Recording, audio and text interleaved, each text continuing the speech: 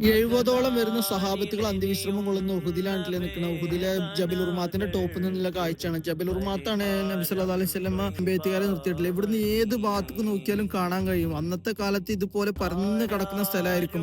അപ്പൊ ശത്രുക്കൾ ഏത് ഭാഗത്തു നിന്ന് വന്നാലും അവർക്ക് അമ്പ് ചെയ്ത് വീഴ്ത്താമായിരുന്നു. അതുകൊണ്ടായിരുന്നു അതിന്റെ ടോപ്പിൽ നബി സല്ലല്ലാഹു അലൈഹി വസല്ലം അമ്പെയ്ത്തുകാരെ നിർത്തിയതും. ഒരു ഘട്ടത്തിൽ ഉഹുദ് യുദ്ധത്തിൽ വിജയം സംഭവിച്ച് ശത്രുക്കളെല്ലാം പേടിച്ച് പിന്മാറിയ ഒരു യുദ്ധമായിരുന്നു ഉഹുദ് യുദ്ധം. അമ്പെയ്ത്തുകാർ താഴെ ഇറങ്ങിയത് കൊണ്ട് മാത്രമായിരുന്നു ഈ ഉഹുദ് യുദ്ധത്തിൽ തോൽവി ഏറ്റുവാങ്ങേണ്ടി വന്നിട്ടില്ല. മുസ്ലിങ്ങൾക്ക് തോൽവി ഏറ്റുവാങ്ങേണ്ടി വന്നത്.